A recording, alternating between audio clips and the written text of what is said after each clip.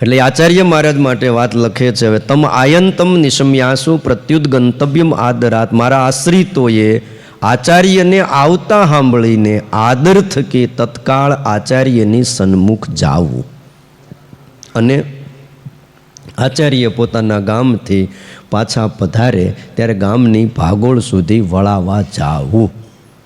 જો આ આજ્ઞા કોને કરી? આશ્રિતોને કરી.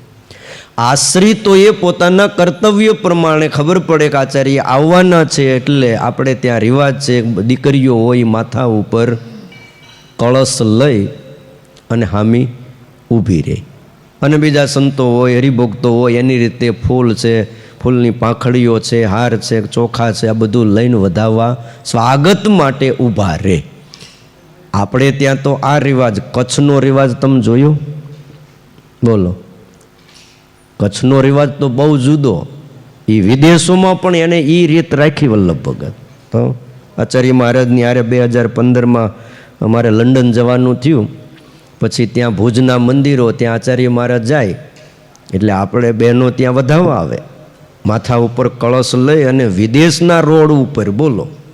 અને પછી આપણે છેટું થઈ જવું પડે, કારણ કે આચાર્યને કોઈ બાદ નથી, થોડાક નજીક જાય અને બહેનો કળશમાં જે જળ હોય ને એ ત્યાં રસ્તા ઉપર શું કહેવાય ધારા કરતા જાય અને પછી પધરામણી થાય.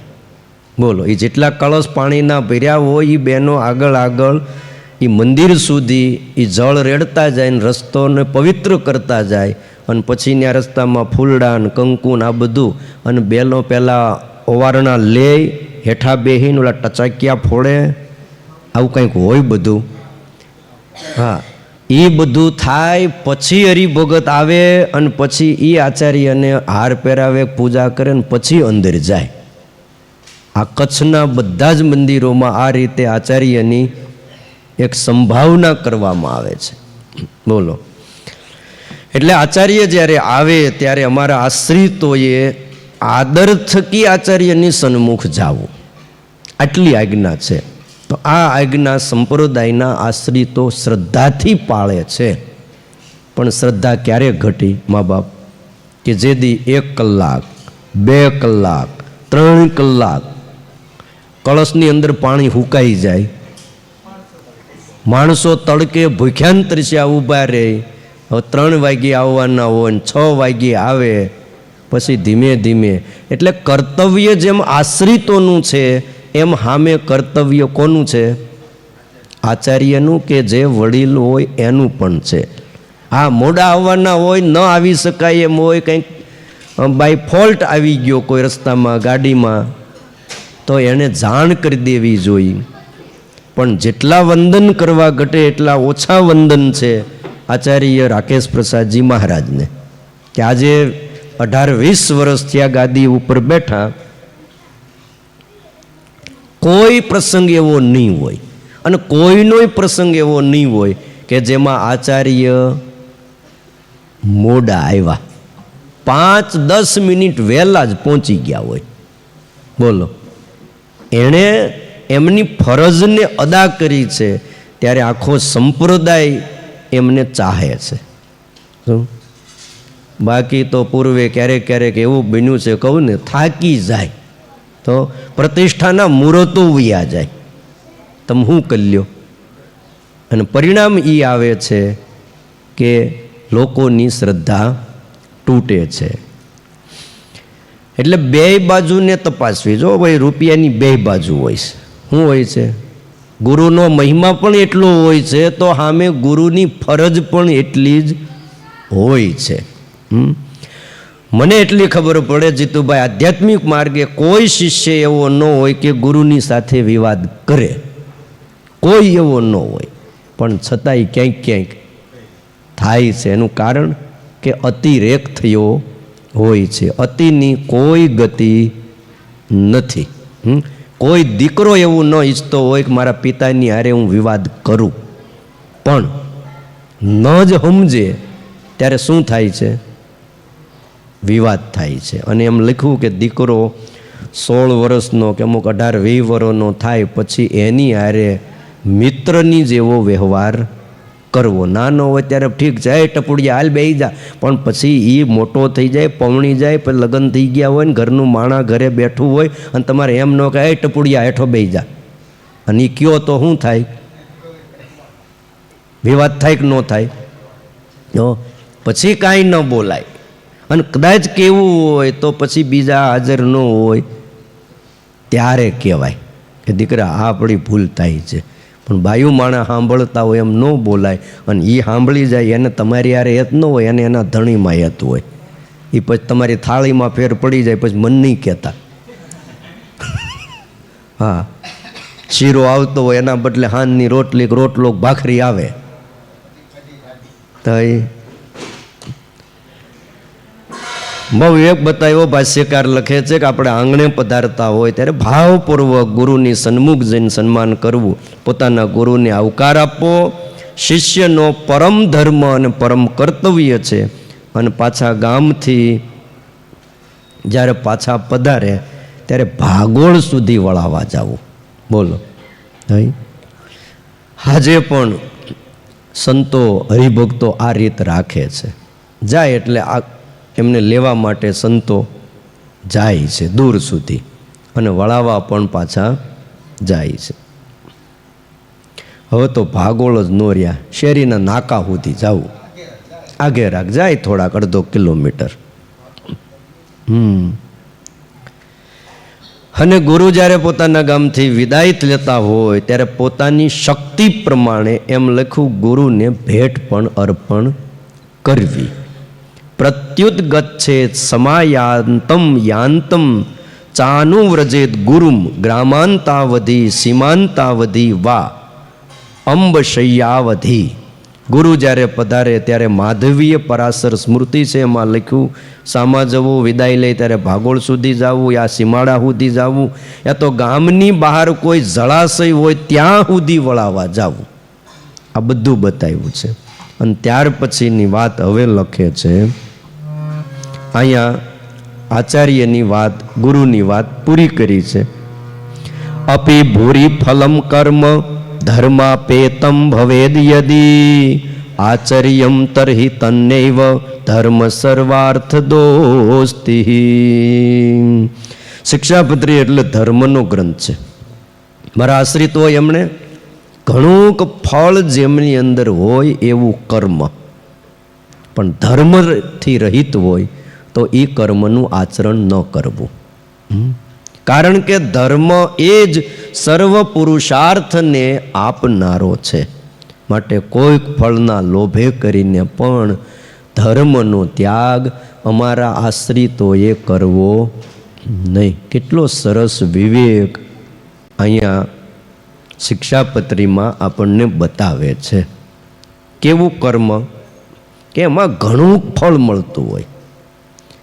ફળમાં નહીં સમજ્યા આપણને, પણ સમજો ને ઘણા રૂપિયા મળતા હોય, ઘણી કમાણી થતી હોય, કે જે ખાપો ને તોય ખૂટે નહીં એટલા રૂપિયા મળતા હોય, અઢળક નાણું મળતું હોય, પણ તોય જો એ કર્મ ધર્મ રહિત હોય તો એ કર્મનું આચરણ અમારા આશ્રિતોએ કરવું, અર્થાત એ કર્મ જ ન કરવું.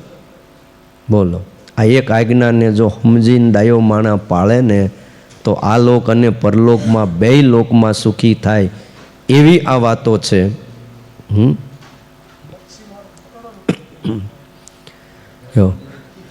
આ દુનિયામાં ઘણે ભાઈ પાપ કરીને આ બધા કતલખાના હાલે છે, ત્યાં કાંઈ આવક ઓછી નથી. પણ એ કર્મ ધર્મ રહિત કર્મ છે, પાપરૂપ કર્મ છે. એટલે અમારા આશ્રિતોએ ક્યારે એ કર્મનું આચરણ કરવું નહીં. ભલે આપણું જે કંઈ છે ને એ શ્રીજી મહારાજે પોતે માથે લીધું છે.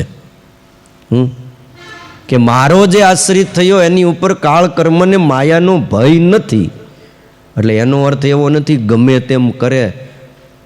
એ તો ભાઈ એને હુકમ કરે, જે નિયમમાં રહેતો હોય એની ઉપર એનો શાસન નથી. બાકી નિયમ બારો ગયો એને તો પકડીને ક્યાંનો ક્યાં નાખી દેશે. ભગવાન શ્રી કૃષ્ણ તમે જુઓ કર્મની કેવી એક ગતિ હોય છે, એની કેવી રીત હોય છે. ગીતામાં એમ કીધું કર્મની ગતિ ગહન છે. શ્રી કૃષ્ણના મિત્ર સુદામા, એના કર્મની ગહનતા તમે જો. ગહન દિશે છે કર્મની ગતિ, એક ગુરુના બે વિદ્યાર્થી. એક ગુરુના બે વિદ્યાર્થી, તે એક તો થઈ બેઠો પૃથ્વીપતિને મારા ઘરમાં ખાવા રજ નથી. એક તો દ્વારિકાનો માલિક થઈને બેઠો, અને સુદામા કે મારા ઘરની અંદર ખાવા રજ નથી. રમાડતો ગોકુળમાં માકડા, ગુરુને ઘેર લાવતો લાકડા, એ જ આજ બેઠો સિંહાસન ચડી, મારે તુંબડીને લાકડી. એ ત્યાં આશ્રમમાં હતા ત્યારે ગોકુળમાં માકડા રમાડતો, કે ગાયું ને વાછડા ને એ બધું ચારતો, અને ગુરુના ઘરે હતો ત્યારે લાકડા લાવતો, અને આ સિંહાસન ઉપર ચડીને બેઠા, અને મારે તો તુંબડીને લાકડી બે જ રહ્યા. કર્મ બહુ વિચારીને કરવું, ધર્મરહિત કર્મ એનું આચરણ ન જ કરવું, કારણ કે જીવન બહુ અટપટું છે, બહુ અટપટું. એક માણસ દુઃખી હોય છે અને બીજો માણસ સુખી હોય છે, એવું આ સંસારમાં આપણને અનેક જગ્યાએ જોવા મળે છે. તો આનું કારણ શું, કેમ આમ?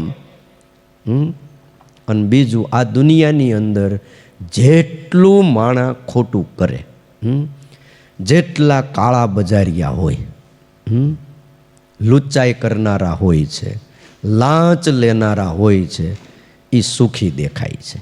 સુખી છે એમ નથી કોઈ કહેતું, સુખી દેખાય છે. એમની પાસે મોટા મોટા બંગલા, મોટર ગાડીઓ, સુખ સાહેબી, લાખો રૂપિયાઓ, અને જ્યારે ન્યાય અને નીતિ અને ધર્મ શિક્ષાપત્રી પાળનારો ક્યારેક દુઃખી દેખાય છે, દુઃખી નથી. કારણ કે શ્રીજી મહારાજ કહીને ગયા છે કે મારી લખેલી શિક્ષાપત્રી જે પાળ છે એ આ લોક અને પરલોકમાં મહાસુખીઓ થાય. સુખીઓ થાય એટલું જ નથી કીધું, પણ મહાસુખીઓ થાય. પણ બીજાને એવું દેખાય. શું દેખાય? ક્યાં આની પાસે ક્યાં છે? ત્યાં પાછા કેવી ઠેકડી કરે ખબર? એ તો ભગત છે, ભગત. એટલે ભગત એટલે શું હોય છે એમ કરીને આવું કાઢી નાખે એમને. આનું કારણ શું છે? આવું આપણને જગતમાં પ્રત્યક્ષ દેખાય છે, અને ઘણીવાર આવું દેખાય ત્યારે મારીને તમારી શ્રદ્ધા ઈશ્વરમાંથી ડગી જાય છે. અને આ સૃષ્ટિના સંચાલકનો કોઈ કાયદો હશે કે કાનૂન હશે કે બધું જ આવું અંધારું હાલે છે? આવો પ્રશ્ન થાય ત્યારે આપણે કેટલીક વખત એવું પણ લાગે કે ખુદા કે ઘેર અંધેર હે, પણ એવું નથી. શું? દેર છે પણ અંધેર નથી. ખરી હકીકત તો એવી છે કે ખુદાને ઘેર દેર પણ નથી અને અંધેર પણ નથી. એ લોકો કહે છે કે દેર છે પણ અંધેર છે પણ દેર નથી, ને દેર છે પણ અંધેર નથી. આવું લોકો બોલ્યા કરે, પણ બેય વસ્તુ નથી. અંધારું પણ નથી અને વિલંબ પણ નથી. દુનિયામાં તમે જુઓ, દરેક ડિપાર્ટમેન્ટ ચાલતા હોય ને ત્યાં એને નિયંત્રણમાં રાખવા માટે એક કાયદો ઘડાય છે. હમણાં 2-3 કાયદા નવા ઘણાણા. તે ટ્રકવાળા હમણાં બધા ધનુર્માસની કથા સાંભળવા બેઠા છે કે હમણાં છે ને કથા સાંભળવી સવારમાં, એટલે 1-2 દી બંધ રાખ્યો એને. ટ્રકવાળા હોય, બસુવાળા હોય, ડ્રાઈવરો, કારણ કે કાયદા નવા ઘડાણા. હવે તો કોઈને ભટકાડ્યું એટલે કેટલા 8-10 લાખનો દંડ.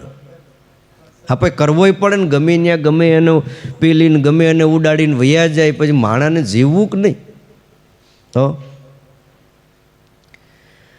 એટલે કાયદો ઘડાય છે. અને પોલીસ ખાતા પાસે પોલીસ મેન્યુઅલ હોય છે, PWD ખાતા માટે એનું મેન્યુઅલ હોય છે, ન્યાય માટે ઇન્ડિયન પિનલ કોડ હોય છે, અને રેવન્યુ ખાતા માટે લેન્ડ રેવન્યુ કોડ અને રૂલ્સ એના હોય છે.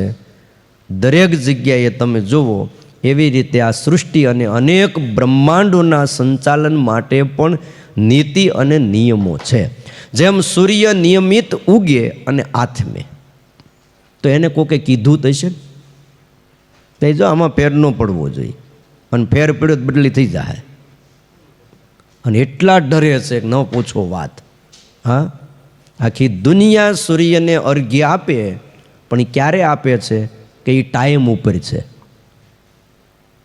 જો 2 દી મોડા ઉઠવા મળે ને તો કોઈ આમ ઓલા લોટો રેડતા હોય ને બંધ થઈ જાય. હા હા, આપણે કીધું ને સન્માન કરવું, પણ સન્માન ત્યાં સુધી જ થાય. ક્યાં સુધી? નિયમમાં વર્તે તો. અને નિયમ બારો ગયો હે એટલે કોઈનું સન્માન નથી. સૂર્ય નિયમિત ઉગે છે, નિયમિત આથમે છે. તારા નક્ષત્રો નિયમિત આકાશમાં ગતિ કરે છે. વરસાદ ચોમાસામાં નિયમિત વરસે છે. જગતની ઉત્પત્તિ, સ્થિતિ અને પ્રલય આ બધું નિયમિત થાય છે. તો આના માટે કોઈ કાયદો ઉપરથી ઘડાયો છે, બાકી નિયમિત ચાલે નહીં. તુલસીદાસજીને કોઈએ પૂછ્યું ત્યારે તુલસીદાસજીએ રામાયણમાં એક ચોપાઈ લખી, કર્મ પ્રધાન વિશ્વ કરી રાખા, જો જસ કરહી સો તસ ફલ પાવા ચાખા. આખું જગત ધર્મ અને કર્મના નિયમ પ્રમાણે ચાલે છે, કરી રાખ્યું છે. જો જસ કરહી સો તસ ફલ ચાખા. જે જેવું કર્મ કરશે એ એવું ફળ ચાખશે. આખું વિશ્વ કાયદાના આધારે હાલે છે. પૃથ્વી એની ધરી ઉપર જ ફરે. આઘી પાછી જાય ને તો ભગવાનને પાછો અવતાર લેવો પડે, પણ ઠેકાણે મૂકવી પડે. આપણે નથી શાસ્ત્રમાં વાત આવતી કે ઓલો અસુર પૃથ્વીને લઈને વયો ગયો. પૃથ્વીને લઈને વયો ગયો એટલે પૃથ્વી એની ધરી ઉપરથી ખસી ગઈ. ત્યાં બીજું શું હોય? અસુર લઈને વહી ગયો એટલે પછી પાછા ભગવાન આવે ને ઓલા વરાહ ભગવાન આવ્યા ને ઉપાડીને લાવ્યા જો ને, અને મૂકી દીધી ઠેકાણે.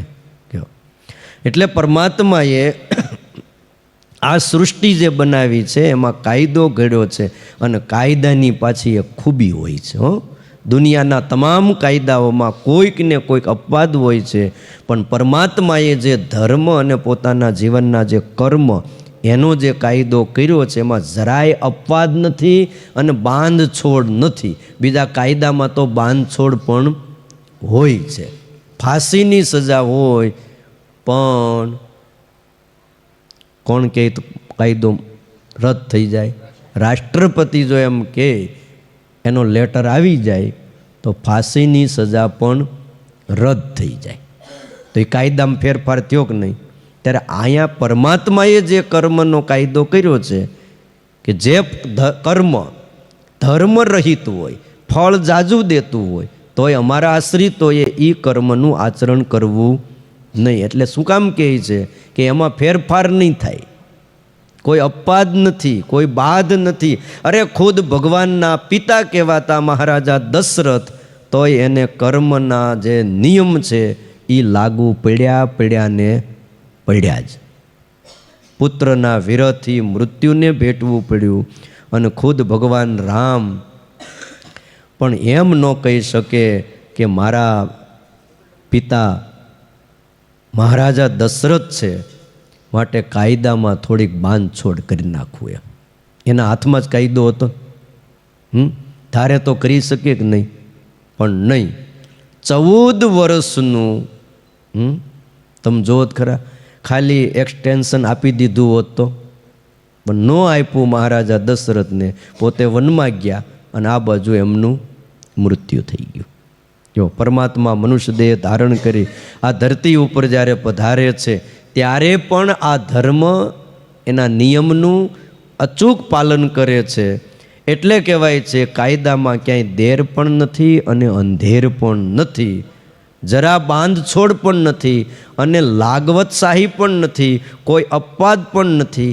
આ એ પરમાત્માના કાયદાની એક ખૂબી છે.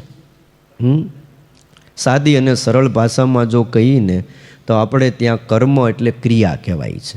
એટલે શ્રીજી મહારાજ એવું કહે છે, કોઈ પણ ક્રિયા, કોઈ પણ કર્મ, એ ક્રિયા તમારી ધર્મ રહિત હોય તો એનું આચરણ ન કરતા. ફળ ભલે જાજુ મળતું હોય, કોઈ કામ, એને આપણે કામ કહીએ, કે કોઈ ક્રિયા, ખાવું પીવું, નાહવું, ધોવું, ચાલવું, ઊભા રહેવું, નોકરી કરવી, ધંધો કરવો, વિચારવું, ના વિચારવું એ પણ કર્મ છે.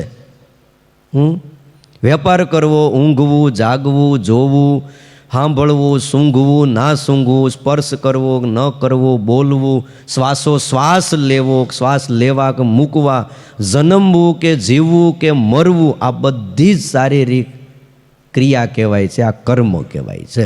શ્વાસ લ્યો છો ને એ કર્મ જ છે. ઘણા એમ કે અમે કાંઈ કર્મ કરતા નથી અને કર્મ ન કરીએ એટલે કેવલિક થઈ જાય, એમ થઈ જવાતું હોય છે કે વિચારોથી પણ કર્મ થાય છે.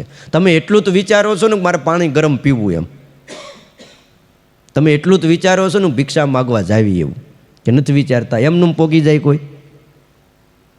અને ભિક્ષા હાથમાં દીધા પછી એટલું તો વિચારો છો ને કાંઈક આ ખાવું જોઈએ, કે ન વિચારાય? ક્રિયા એટલે કર્મ થઈ ગયું, અને કર્મ તો કરો જ છો. પણ આ તો મનને મનાવ્યું કે અમે નથી કરતા, સામે વાળો કરે છે. ભાઈ એ તો જે કરે એને જ લાગે. તો એટલે નથી દ્રષ્ટાંત દેતા, ટ્રેનમાં જતા હતા ને એક સુરદાસજી ટ્રેનમાં, ભાઈ કોઈ ભગવાનના નામ ઉપર કંઈક દઈ દો, કોઈ ભગવાનના નામ ઉપર દઈ દો. એક જણો ઉપર બેઠો હતો, એટલે 3 સીટ આવે ને, નીચે ને એક વચ્ચે ને એક ઉપર, સ્લીપિંગ સીટું. ઉપર બિચારો હૂતો તો જાગી ગયો, ત્યાંથી હૂતા 10 રૂપિયા નીચેવાળાને દીધા, એટલે આને દઈ દે કે બિચારાને. અંધ સુરદાસજી છે તે આપ્યા, તો કે ભગવાન તમારું ભલું કરે, કે જેને આપ્યા ને હાથમાં એટલે ઓલા તરત બોલો ભગવાન તમારું ભલું કરે.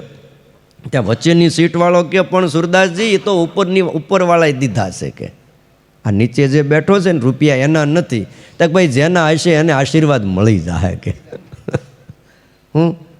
ભલે આણે અંબાવ્યા પણ રૂપિયા જેના છે એને ફળ મળી જાય છે. હવે એક ભિખારીને એટલી ખબર પડે છે કે એ ક્યાં ભણ્યો હોય, કે જેનું હશે એને પ્રાપ્ત થશે. અને આ કર્મની અંદર 3 કર્મ હોય છે. એક ક્રિયામાન કર્મ, બીજું સંચિત કર્મ, અને ત્રીજું પ્રારબ્ધ કર્મ છે.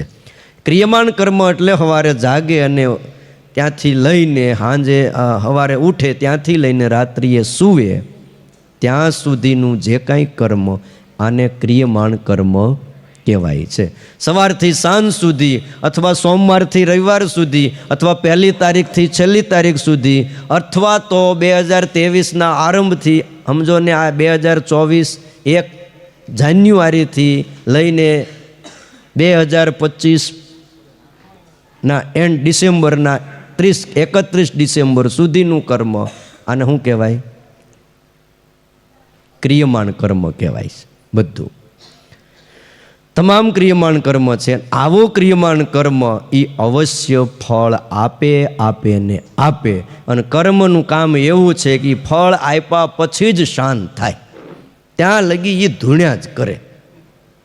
હા, તમે ગમે તેમ કરો, એ જ્યાં લગી ફળ ન આપે ત્યાં લગી જે તેનું કર્મ એ શાંત ન થાય. એ મારું કર્મ હોય કે તમારું કર્મ હોય, એ કર્મ શાંત થાય નહીં. ફળ આપીને જ શાંત થાય. એટલે ફળ ભોગવે જ છૂટકો છે. દાખલા તરીકે તમને તરસ લાગી હોય, તમે પાણી પીધું, પાણી પીવાનું કર્મ કર્યું, તરસ મટી ગઈ, એટલે કર્મ એ ફળ આપી અને શાંત થઈ ગયું. શું થયું? એ તમને ફળ આપવાનું હતું, તરસ લાગી, તરસ લગાડે, શું? અને પછી પાછું શું ફળ આપે? શું આપે? પાણીનો એક લોટો એની વ્યવસ્થા કરે, અને પછી એ શાંત થઈ જાય. બસ મારે એટલું ફળ આપવાનું હતું. ગમે ત્યાં પહાડ ઉપર ગયું હોય, કોઈ ન હોય, ત્યાં પણ એને બોલો જમવાનું મળે, એ કર્મનું ફળ છે. અને બાકી વ્યવસ્થિત બેઠો હોય ને રહ્યો હોય ને તોય ન મળે. ખાવાનું કર્મ કર્યું, ભૂખ મટી ગઈ એટલે કર્મ પણ ફળ આપીને શાંત થઈ ગયું. નાવાનું કર્મ કર્યું, શરીર શુદ્ધ થઈ ગયું, કર્મનું ફળ મળી ગયું, એટલે કર્મ ફળ આપીને શું થઈ જાય? શાંત થઈ જાય. તમે કોઈને ગાળ દીધી, દાખલા તરીકે ન જ દો તમે, પણ આ તો દીધી, તો એણે તમને લાફો માર્યો, બરાબર? તે કર્મનું ફળ મળી ગયું. ન મનાતું હોય તમે પ્રેક્ટિકલ કરી જોઈજો, તરત ફળ આપીને શાંત થઈ જાય. તો આવી રીતે તમામ ક્રિયાઓ વાલા ભક્તજનો એ ફળ આપે અને ભોગવાવે અને પછી શાંત થાય. પછી આપણે ક્રિયમાણ કર્મ, પછી આવે સંચિત કર્મ. કેટલાક કર્મ એવા હોય કર્મ કરતી વખતે તાત્કાલિક ફળ આપતા નથી, તો એનું ફળ મળતા સમય લાગે છે. કર્મના ફળને પાકતા વાર લાગે ત્યાં સુધી એ કાચા રહે, અને કર્મ ફળ આપે નહીં ત્યાં સુધી શિલકની અંદર આપણે કહેવાય ને જમા રહે છે, સંચિત થાય છે. અને સંચિત કર્મ કહેવાય. દાખલા તરીકે તમે આજે પરીક્ષામાં પેપર લખ્યું અને મહિના પછી એનું પરિણામ બહાર પડે, પણ તમે સવારે રેચ લીધો અને 4 કલાક પછી બપોરે રેચ લાગે, તમે આજે ગોળી લીધી અને 10 દિવસ પછી લાગ જોઈને, અરે તમને કોઈને ગાળ દીધી ને 10 દિવસ પછી લાગ જોઈને તમને લાફો મારી જાય, આ બધું સંચિત. ત્યારે લાગ ન મળ્યો હોય, ઘણીવાર ગાળ દીધી અને પછી લાગ જોઈને એક દી 2 ફટકા મારી અને વહી જાય. એ ઘણા કર્મ એવા હોય છે તરત ફળ આપે. તરત ફળ આપે તો સમજી લેવાનું ક્રિયમાણ કર્મ, અને તરત ન આપે તો સમજવાનું સંચિત કર્મ. જુવાનીમાં જેણે પોતાના માતા પિતાને, ગુરુજનોને કે કોઈ વૃદ્ધોને, કોઈ સંતને દુઃખી કર્યા, પછી એ ફળ તમને તરત ન મળે. એ ક્યારે મળે કે તમારી વૃદ્ધાવસ્થા આવે ત્યારે તમારા દીકરા તમને વૃદ્ધાવસ્થામાં દુઃખી કરેલા, તમારે સમજી લેવાનું કે તે દી આ કર્યું હતું ને મારા બાપાને, એ છોકરાએ મન દીધું. એટલે મા બાપની સેવા કરજો. હા, હોય ત્યાં લગી કરી લેવી. કયો એટલે તમે આ જન્મમાં સંગીત વિદ્યાનો અભ્યાસ કર્યો, મહેનત કરી, અને આવતા જન્મમાં નાનપણથી જ તમને સારું સંગીત ગમે. સમજ્યા? આ વખતે બહુ મહેનત કરી, ન આવડ્યું, સમજાણું? પણ એ જાય નહીં ક્યાંય. એ બીજા જન્મે તમે અમુક છોકરા જુઓ, એમાં કેવું જ ન પડે. અહીંયા આપણે હવા છોકરાઓ રહેતા હોય પણ બધાય ગાવા નહીં આવે, અને અમુક હાવ નાના પણ માઇક હાથમાં લઈને ધૂન બોલશે, કીર્તન બોલશે. શું કામ? ગયા જન્મે એણે કર્યું, એટલે આ જન્મે ઓલું ઊભું થાય, હાલ ભાઈ હવે હું ફળ આપી દઉં. રુચિ જ એમાં જાગી જાય છે. એટલે કેટલાક ક્રિયમાણ કર્મ તાત્કાલિક ફળ નથી આપતા, કાળે કરીને પાકે. અને સંચિત કર્મ, બાજરી 90 દિવસે પાકે, ઘઉં 120 દિવસે પાકે, આંબો 5 વર્ષે ફળ આપે છે, રાયણ 10 વર્ષે ફળ આપે. આ રાયણ કોકડી આવે ને 10 વર્ષે આવે. પછી હવે કલમું આ બધું આવ્યું, એની વાત આખી જુદી છે. એટલે જે જાતના કર્મ એના બીજ એ પ્રકારે એની ફળ આપવાની પ્રક્રિયા છે. આવા અનેક સંચિત કર્મો જીવની પાછળ પડ્યા છે. એટલે શ્રીજી મહારાજ બહુ વિચારી અને જીવના સુખ માટે લખે છે, મારા આશ્રિતોએ એવું જે કર્મ હોય, ધર્મ રહિત હોય, ફળ જાજુ હોય, તોય આચરણ કરવું નહીં. દાખલા તરીકે આજે આખા દિવસમાં ધારો કે તમે 1000 ક્રિયમાણ કર્મ કર્યા. કેટલા? 1000. એમાંથી 900 ક્રિયમાણ કર્મ એવા હોય કે તાત્કાલિક ફળ આપીને તરત શાંત થઈ જાય. પણ વિદ્યા કેટલા?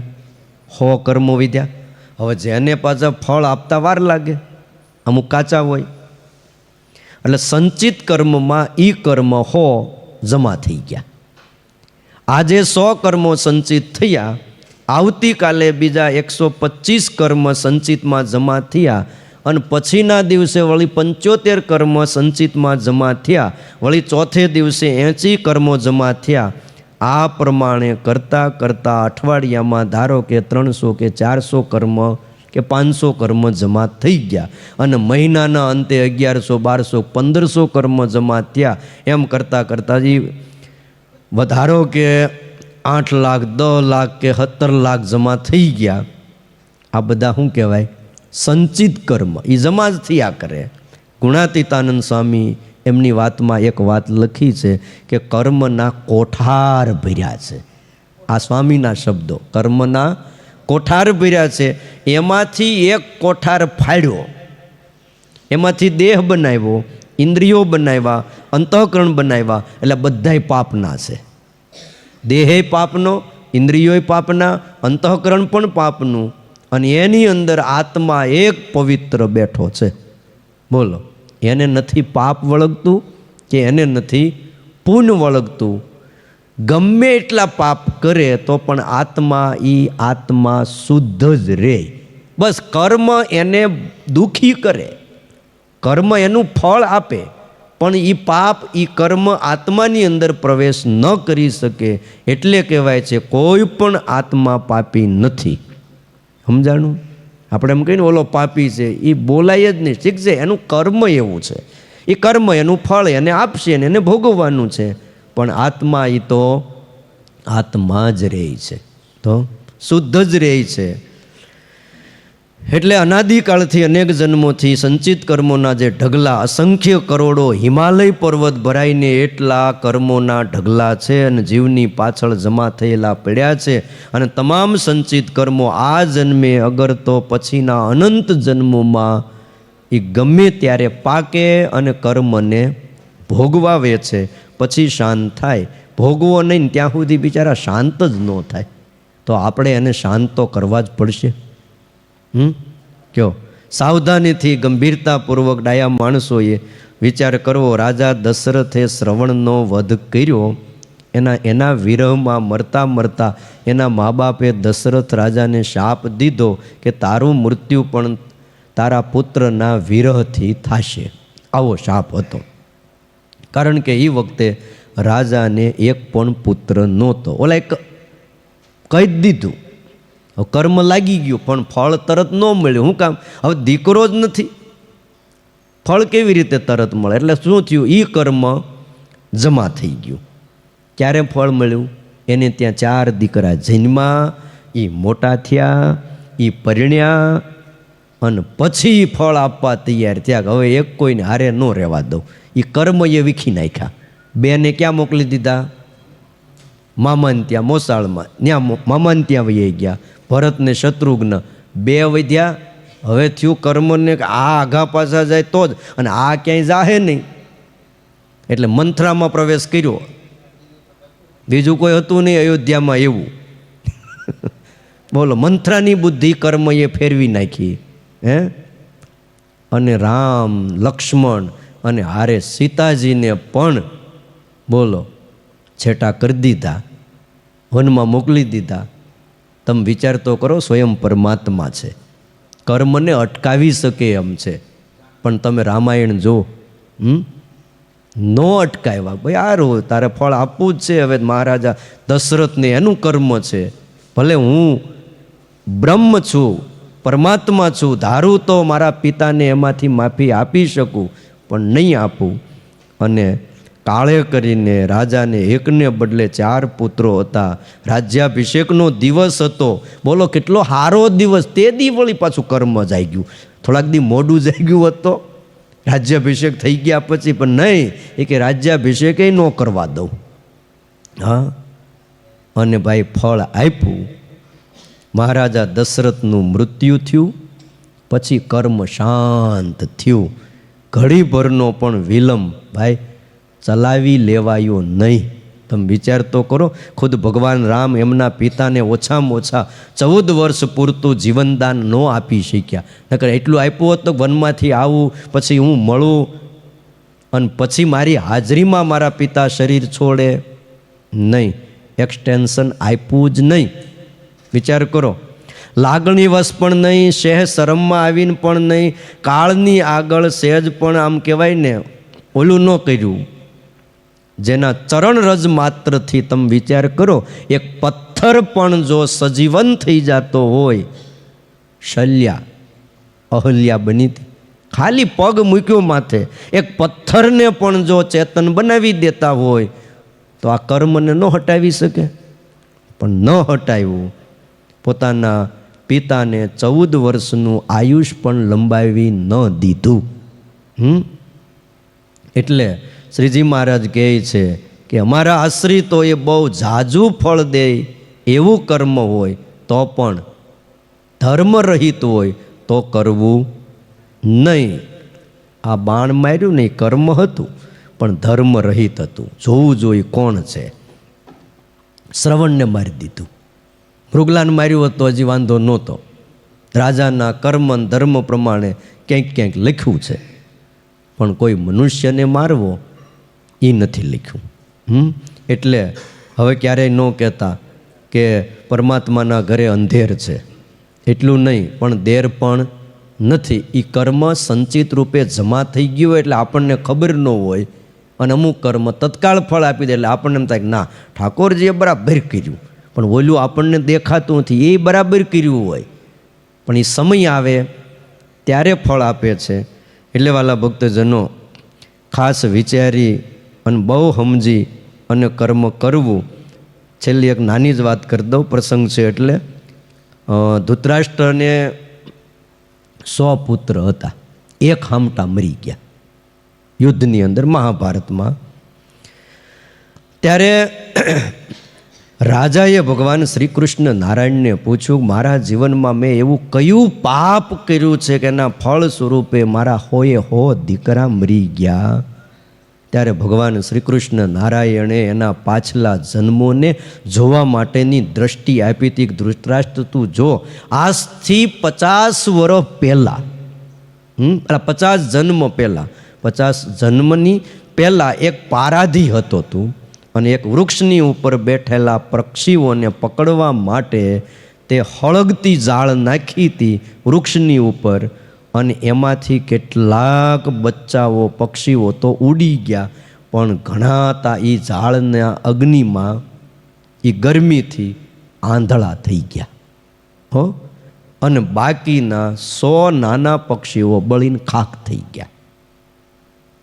એ ક્રિયમાણ કર્મ 50 જન્મ જમાર્યું હો, અને એ કર્મના ફળ પાક્યા.